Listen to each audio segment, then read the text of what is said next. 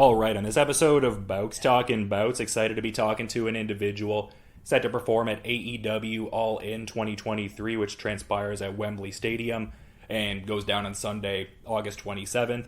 We've got the Blackpool Combat Club and three mystery partners taking on the Lucha Brothers, Best Friends, Orange Cassidy, and Eddie Kingston in the return of Stadium Stampede. And great getting to have Claudio Castagnoli on the show. How's your day going there, Claudio? It's going really well. How are you doing? I'm doing well. I feel like the first question to ask you, though, would be, have you gotten in the ideal amount of coffee into you so far? I know you're a big coffee guy. Always. That's how the day starts. Yeah, shout out Claudio's Cafe there. Yeah. That's just kind of my way of life. That's how I can focus and enjoy different countries and cities and stuff by just enjoying some coffee and watching people.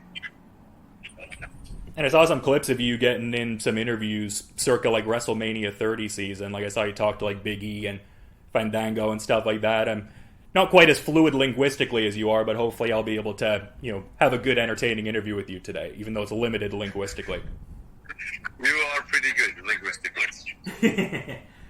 But just this seems like a great time too. Like you have familiarity with the UK scene for sure, like just with the IPW UK tag team titles, as well as a myriad of appearances there, over the years. So just how does it feel to be readying to compete in front of the UK crowd on such a monumental event like this?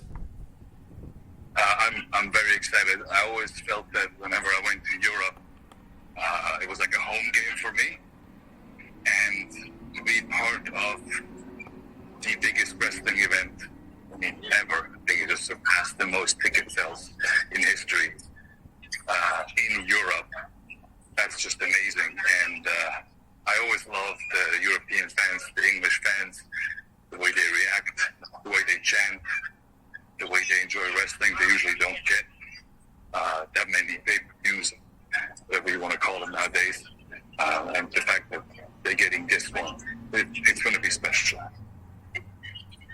And a lot I want to touch on with the event, but I guess I'm kind of curious because I mentioned your ability to speak fluently in multiple languages. Like leading into an event like this, when you're doing a media cycle, do you find yourself almost speaking multiple languages throughout a given day in some of these scheduled interviews you have?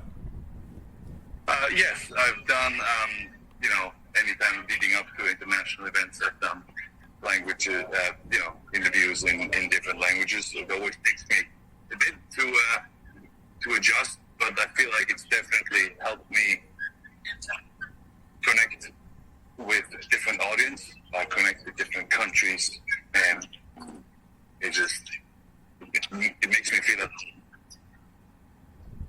Yeah, for sure, and such a huge asset to the company, in my opinion. But very interesting, this match too, because this more existed in the context of you talking about you keeping your departure from your previous company a little quiet. Like you were talking about the element of surprise being a key component in professional wrestling. Like how exciting is it to be a part of this match where the surprises are, seemingly abounding there, just with three mystery partners? I would think that this would be a compelling dynamic for you. To me, that's always, you always want to leave something in tank. You always want to surprise people with something, and I feel like that's what we're doing. We're not giving anything away. You may even have to wait for Sunday to find out who our partners are, which gives us, again, another advantage. So, to me, that's very important to keep the viewers engaged, keep them guessing, to keep them talking, to have them have fun. Yeah, and it's cool that Stadium Stampede is coming back for the first time since Double or Nothing 2021. Like, as much as you're like a, consummate technical wrestler, it seems like you really thrive in frameworks like this too. Like I remember like the, Cage of Death back in the day with CZW versus ROH, but even more recently with, Blood and Guts. So like how does it feel to kind of like, I guess, spread your wings creatively in, matches of this kind of persuasion, I guess? Well, you just mentioned Cage of Death back in the day. So far in AEW, I've been part of two Blood and Guts, one Mannequin Arena. It's going to be a Stadium Stampede, multiple other kind of matches. So fun to show a different side. It's challenging. It's interesting to have different kinds of matches. And for me, I always strive to be the best all-rounder that I can be. And that helps me get better at that. I relish the opportunity. And I think especially this one, I mean, it's fun for the crowd. It's something special. It's an absolute spectacle. I mean, and yeah, and another chapter in it's insane. So I'm very excited. Yeah, and as much as there are the surprise components, it's just another great chapter in the, story with Eddie Kingston as well. But some great matches also had recently, like that parking lot brawl was incredible. So it's an interesting confluence of there are the surprises where, people are writing the articles like, oh, who are the likely guys to appear on, the BCC team, but also like a very well entrenched, like established kind of feud too. So it seems kind of like best of both worlds in a certain sense. Yes. We always look at the further stories, obviously. Fun as, the matchup when it's going to be, there's always some downsides. For example, Eddie Kingston being in it. But, whatever keeps the viewers watching, so to say. And, like we said, it gives people a chance to write articles and to guess and to speculate. And I feel like that's fun. The fun part of being a fan.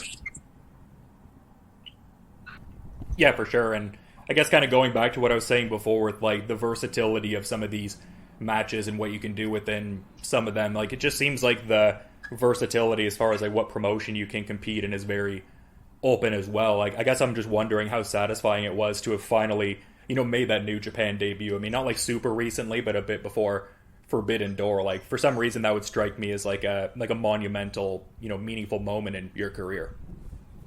It was definitely, and you're 100% right, it was definitely a monumental step in my career because, I've watched a lot of New Japan in my day, and I always wanted to compete for the promotion, and I finally had a chance. I had quite the journey to get there, literally and figuratively. But I finally did, and to make the debut in that match in that kind of way, and with Mox and Shooter, on my team, I thought it was pretty awesome. And then against Ishii, Tanahashi, and Lakan, I mean, that's the top three guys right there, pretty much. And to just essentially literally walk off the plane into that match and do that in my debut for New Japan. I mean, who else can say that they did that? Yeah, I mean, well put. Definitely an incredible time. And something that I think cool is just really the continuing lineage of Ring of Honor here. And it's just cool to see you in that, champion kind of capacity now, but just also some of the other names on the card like Samoa Joe and CM Punk and like the ROH tag gold being defended and like the big kickoff of the show. Like how cool does it be to, like, I guess carving out this new path with AEW as you're on your journey, but also like the lineage of Ring of Honor still very much existing and thriving and everything today. It's very cool to see how good Ring of Honor is doing. I think Honor Club is doing exceptionally well, and it's a really fun product for wrestling fans. Like you said, with Samoa Joe doing some really good work on there. So there's both the guys that really starting to make waves on Honor Club or Ring of Honor. I feel like Athena probably has the best run right now with the Ring of Honor Women's Pro Championship. She's doing really well. I have some incredible matches and stories. I'm actually, on deck her and Willow who made it at the pay-per-view, which was awesome. I think it was the first time in Ring of Honor history. So it's definitely great to see where Ring of Honor is going, how well it's doing, and of course that it brings that history with it. Yeah, and a great shout out there. She's been carving out a great legacy as well. But you were kind of talking a bit before about like the long journey and how certain moments within that journey kind of arduous and whatnot. Like I was checking out a previous interview you'd done circa like May 2009, and you were shouting out the Morishima match you had in Boston for the ROH title like circa 2007 as a big match. And I mean, nowadays you're the champion. So just in saying all of that, can you speak to, I guess, the journey and just some of the hurdles you've been able to overcome? I would think it'd be very satisfying to think of that in the context of where you're at now and going forward, I guess. I mean, that match with Morishima still means a whole lot to me. That was one of my favorite matches. It's so humbling to look back at all the matches that I had, that I was able to, how do I say this, make all the matches that are special to me and to the fans that watched. There's many matches that I may have forgotten on a given day, and then, for example, you bring it up, the match with Morishima, and that match meant a lot to me, and it meant a lot to other people. I actually just the other day went through all my jerseys, and I found a Boston Red Sox jersey with the name Castagnoli on it that I got from the fans, from the Ring of Honor fans in Boston after my match with Morishima. And it kind of like, Boston has always been really good for me whenever I performed there with whatever promotion. And I attribute that to the grassroots following that I carved out for myself in that match with Morishima. So there's been a lot of matches like that where people maybe not necessarily know about it, but certain people do, from like live events or whatever it was. And to me, it's the journey that's so important, that you perform every single day, every single time. You have the opportunity that you try to make something special. People will remember, because that's how you get better. That's what you do, and that's what you do. Yeah, and I think within that same interview, too, you were shouting out your match with the Briscoes, like with the Kings of Wrestling in Toronto, and really shouted out your love for Toronto. So as a, Toronto/GTA-centric individual, I appreciated that shout out there. Thank you. Toronto, again, always been really good to me. The match with the Briscoes I had there was plenty of times we had live events with WWE in the Rico Center, and most recently in our Forbidden Door. Toronto was also the first time I've ever did the giant swing on TV against Santino, another fellow Canadian there.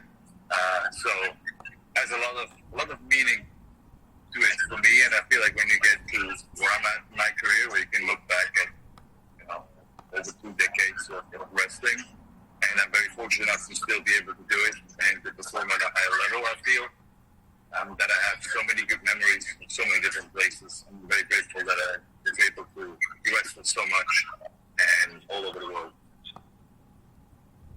Yeah, well, that's huge. I guess I'm curious, like, was it just a matter of circumstance? Like, you're like, okay, I want to try this move out, and that Toronto date happened to be the next show? Like, was there something in the Toronto crowd where you're like, I think they would resonate with this? Like, why was Toronto, I guess, the place where that move debuted? Because that's intriguing. I haven't done it in WWE. I've done it on the Indies before. It's been one of my moves, one of my signature moves before I got to WWE, but I didn't really feel like doing it there. And I remember it was a shorter-ish match against Santino. And I was just like, I want to do something to stand out. I want to do something special that the people will remember. And I think I did. Yeah, I mean, very much so. That has certainly emerged as a huge maneuver for you. And I mean, just a great repertoire of maneuvers. Like, something that I like that you break out too is the sharpshooter. Like, I really enjoy that. And especially in the context too of, Owen versus Brett at WrestleMania 10 being such like an essential match to get you into wrestling, per a chat you had there with Chris Van Vliet. I guess in saying all of that, do you, see it at one point in the future as an express goal to, be part of that Owen Hart Foundational tournament and, capture the title, idealistically? I mean, 100% yes. I do feel that tournament is kind of designed to find the next breakout stars in AEW. So, it's been one of those bigger guys, I guess. I was more than love to relinquish my place to one of the newer guys that want to prove themselves, but it's given the chance, 100%, would want to win that tournament for many reasons, like you said. One of it because I've been speaking here, friend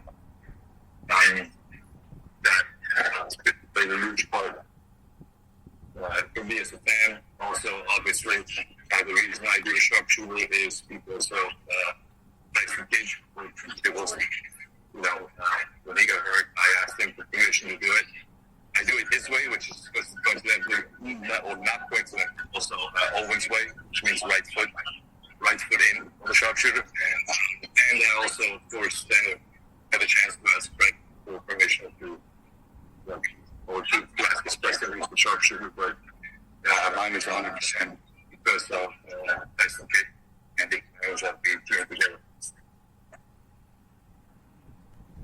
Cool insights into that. I didn't know about that, admittedly, but we were talking about the swing earlier, and a lot of your moveset really showcases the strength that you have, and I guess I'm curious to get some insight onto that, because you seem like you're very into, functional strength and Olympic weightlifting. Like, what kind of exercises are you, because it seems like your exercise is very mindful of that functional strength, as I mentioned, but also very conducive to the cardio and, pushing the kind of intense pace that you do in these matches. So, I mean, can you, I guess, just give the insights into that, like what, like a normative, like routine Claudio might be getting into there? And it seems like you're breaking out the Stormtrooper kettlebells a fair bit, but like the specifics.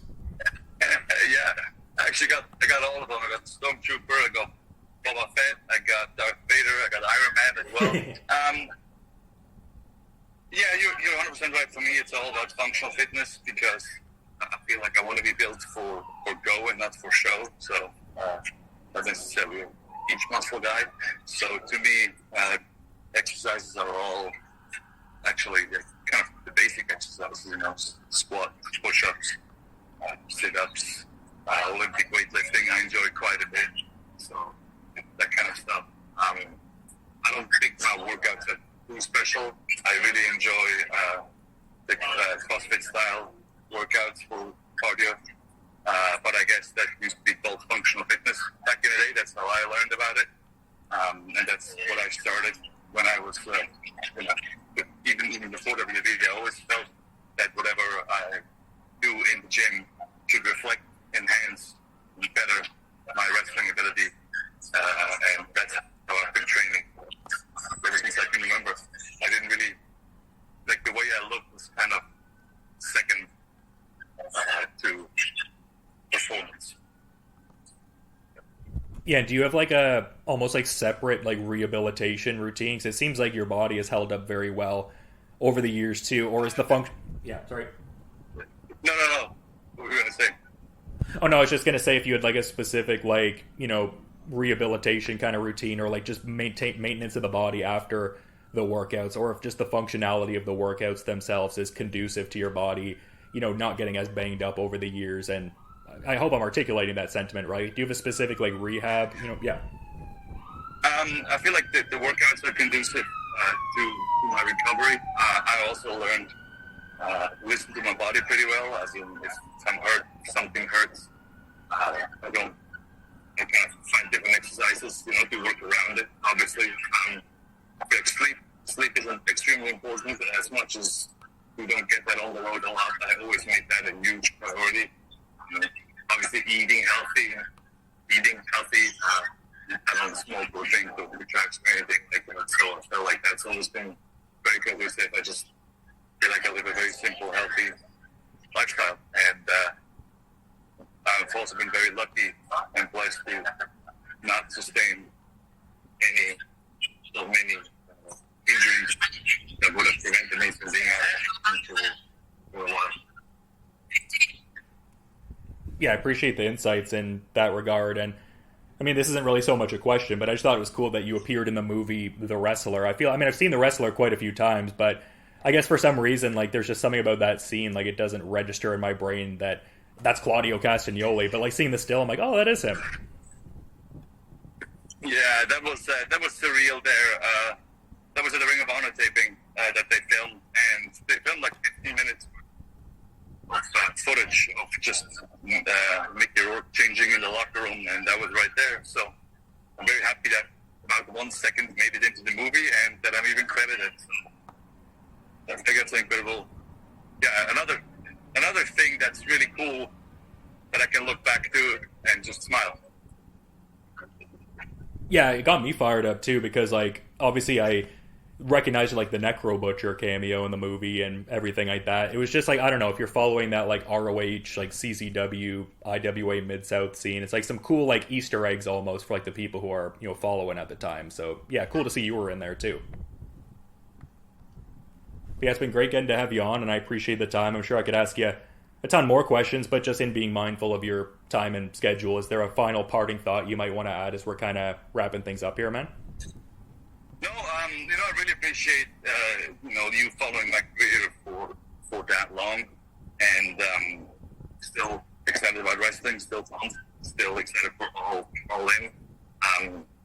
For me, it's as much every time I step in the ring to persuade new fans to watch AEW while not, for lack of a better term, alienating or boring long-time fans like yourself. To always give them something new, always give them something fresh, always give them a reason to turn into the program again and keep following my career. And I feel everything I got in my career, I owe to the fans. I owe to their support. They've always been there for me, even if,